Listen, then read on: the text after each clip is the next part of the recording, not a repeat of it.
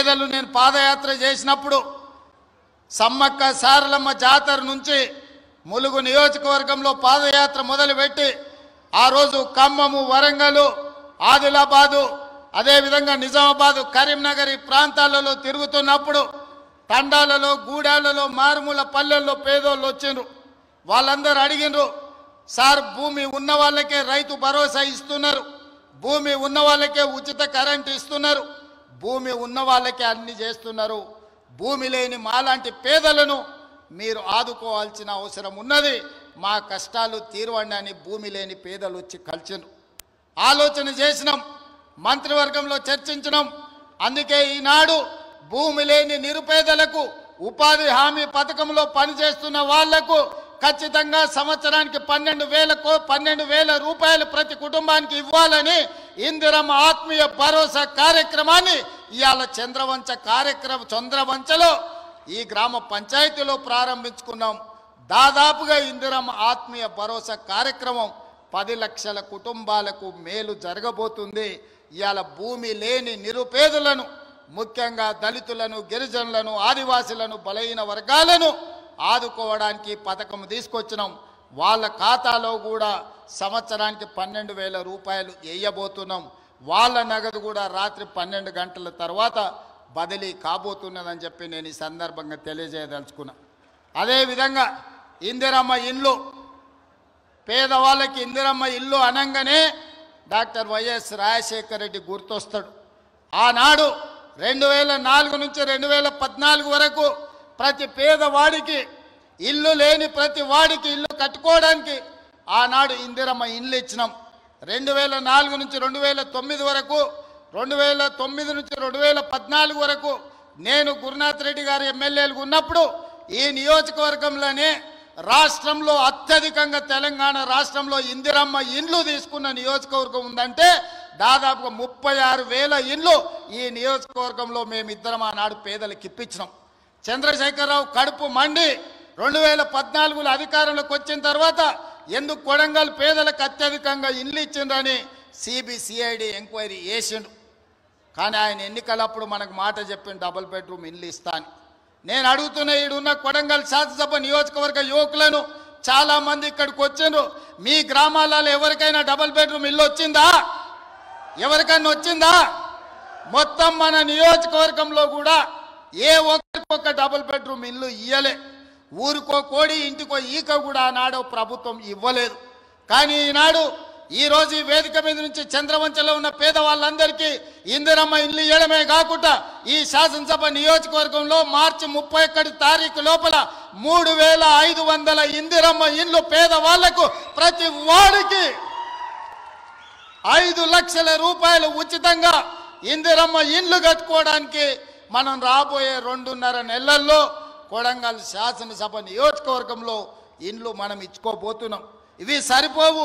ప్రతి సంవత్సరం సరాసరిగా 4,000 ఇండ్లన్నా ఇచ్చి రాబోయే 4 ఏళ్లలో 15 నుంచి 20,000 ఇందిరమ్మ ఇండ్లు కొడంగల్ శాసనసభ నియోజకవర్గంలో ఇచ్చి ప్రతి పేదవాడిని ఒక ఇంటి వాడిని చేసే బాధ్యత ఈరోజు నేను తీసుకుంటా మీ సోదరుడిగా.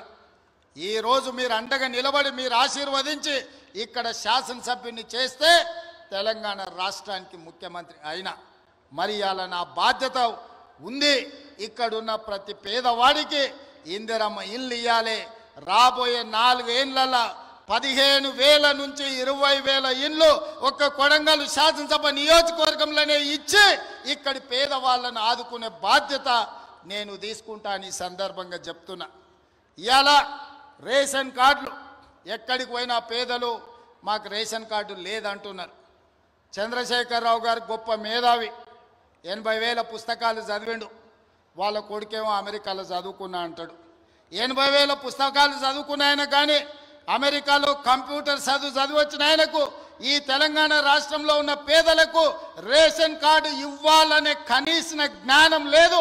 10 ఏళ్ళు ఎదురు చూసిన రేషన్ కార్డులు ఇవ్వలే. అందుకే ఇవాళ ప్రతి గ్రామంలో ఉన్న పేదవాడికి రాష్ట్రం మొత్తంలో 30-40 లక్షల కుటుంబాలకు ఇవ్వాల రేషన్ కార్డులు లేని ప్రతి వాళ్లకు రేషన్ కార్డు ఇవ్వాలని మన ప్రభుత్వం నిర్ణయం తీసుకున్నది. రేషన్ కార్డు ఇచ్చిన ప్రతి వాడికి సన్న బియ్యం పంచే కార్యక్రమాన్ని కూడా మన ప్రభుత్వం తీసుకుంటుంది. ఇవాళ రేషన్ కార్డు అనేది పేదవాడి యొక్క గుర్తింపు. ఆధార్ కార్డు ఎట్లనో రేషన్ కార్డు కూడా అట్లనే. ఎక్కడికి పోయినా ఏమున్నా లేకపోయినా పేదవాడిని అధికారులు రేషన్ కార్డు ఉందా అని అడుగుతారు. మరి ఇవ్వాల్సిన అధికారులు గత ప్రభుత్వం 10 ఏళ్ళు రేషన్ కార్డులు ఇవ్వలేదు. అందుకే ఇవాళ మనం ప్రతి గ్రామంలో గ్రామ సభలు పెట్టి గ్రామ సభల ద్వారా మన దగ్గర ఉన్న సమాచారాన్ని ఇవ్వడమే కాదు, రేషన్ కార్డులు రాని వాళ్ళను వివరాలు లేని వాళ్ళను గ్రామ సభలల్లో మీ వివరాలు ఇవ్వండి, మీ అందరికీ రేషన్ కార్డులు ఇస్తామని చెప్పి మన ప్రభుత్వ అధికారులను గ్రామాలకు పంపించినాం. ప్రతి 6 నెలలకు క్రమము తప్పకుండా అధికారులను గ్రామాలకు పంపిస్తున్నాం. గత 10 ఏళ్లలో ఎప్పుడైనా అధికారులను చూసినరా అని నేను అడుగుతున్నా. ఎప్పుడైనా చూసినరా? కలెక్టర్లను చూసినరా? ఆర్డీఓలను చూసినరా? ఎంఆర్ఓలను చూసినరా? అధికారులు ఎవరైనా మన గ్రామాలకు వచ్చినరా? ఇప్పటికే 3 సార్లు మనం గ్రామ సభల ద్వారా గ్రామాలకు అధికారులను పంపించి ప్రజల దగ్గరికి పంపించి ప్రజా పరిపాలనలో ప్రజలకు మీరు జవాబుదారీతనంగా ఉండాలి, ప్రజలకు వెళ్ళి వివరించండి అని చెప్పి ప్రతి అధికారిని గ్రామ బాట పట్టించినాం. గతంలో పని కావాలంటే ఫామ్ హౌస్కు పోవాల్సి ఉండే, కానీ ఇప్పుడు ఆ విధానం మార్చినాం. ప్రజల దగ్గరికే అధికారులను పంపించినాం, ప్రజల దగ్గరికే ఎమ్మెల్యేలను పంపించినాం, ప్రజల దగ్గరికే మంత్రులను పంపించినాం, ప్రజల దగ్గరికే ఈరోజు ముఖ్యమంత్రి కూడా వచ్చాడు. ప్రజలే రాజులు, ప్రజలే పాలకులు. ప్రజల దగ్గరికి ప్రభుత్వ అధికారులైనా మంత్రులైన ముఖ్యమంత్రులైన ప్రజల దగ్గరికి వెళ్ళాల్సిందే, ప్రజల ముందు నిలబడాల్సిందే అని మన ప్రభుత్వం వచ్చినాక మార్పు తీసుకొచ్చినాం. అందుకే ఇవాళ చీఫ్ సెక్రటరీ నుంచి మొదలు పెడితే రాష్ట్ర స్థాయిలో ఉన్న ప్రతి అధికారి, జిల్లా స్థాయిలో ఉన్న కలెక్టర్లు, హౌసింగ్, రెవెన్యూ అన్ని డిపార్ట్మెంట్ల అధికారులు ఇవాళ చంద్రవంచ గ్రామానికి వచ్చిన ఒక మారుమూల ప్రాంతంలో అంటే ఇది ప్రజల కోసం తీసుకొచ్చిన మార్పు, ఇది ప్రజా పరిపాలన. అంటే ఫామ్ హౌస్లో ఉండి గడీలలో బండి ఈరోజు 10 ఎకరాలలో భవంతులు కట్టుకొని పరిపాలన చేస్తామంటే కుదరదు.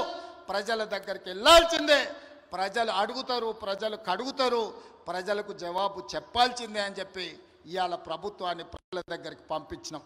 అందుకే రాష్ట్రంలో ఉండే అధికారులు మొత్తం ఇవాళ కొడంగల్ శాసనసభ నియోజకవర్గం చంద్రవంచ గ్రామానికి వచ్చిందంటే ఇది ప్రజా పరిపాలన. అంటే ప్రజల దగ్గరకు వచ్చి ప్రజల చేత ప్రజా సమస్యల్ని పరిష్కరించి ప్రజల చేత విజ్ఞప్తులు తీసుకొని పరిష్కరించడానికి అధికారులను ఈరోజు పంపించినాం.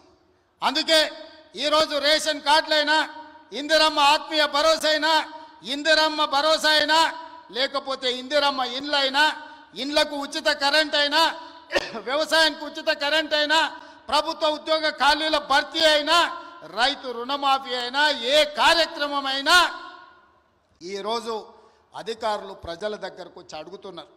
అక్కడక్కడ కొంత గందరగోళం సృష్టిస్తారు. అధికారులు వచ్చిందే మీ వివరాలను సేకరించడానికి, మా వివరాలు లేవు అని కొంతమందిని ఉసిగొల్పి కొన్ని గ్రామాలల్లో చిల్లర మల్లర పంచాయతీ పెట్టాలని చూస్తున్నారు. నేను ఒకటే విజ్ఞప్తి చేస్తున్న, తెలంగాణ రాష్ట్రంలో ఉండే దాదాపుగా 12,000 పైన గ్రామ పంచాయతీలలో జరిగిన గ్రామ సభలలో పాల్గొన్న వాళ్ళకు అధికారులే మీ దగ్గరకు వచ్చింది, అధికారులు మీ వివరాలు రాసుకుంటారు, అధికారులు మీ వివరాలు తీసుకొని మీ సమస్యల్ని పరిష్కరించడానికి వచ్చినప్పుడు మీరు ఆ అధికారులకు పూర్తి స్థాయిలో వివరాలు ఇవ్వండి.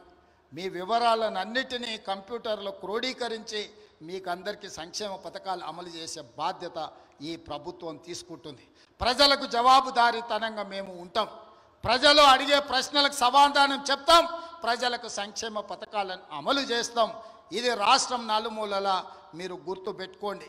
చెప్పింది చేసి చూపించే పార్టీ ప్రభుత్వం మనది. తెలంగాణ ఇస్తామన్నాం, తెలంగాణ ఇచ్చినాం. 2023లో మనం అధికారంలోకి వస్తామన్నాం, మనం అధికారంలోకి వచ్చి చూపించినాం.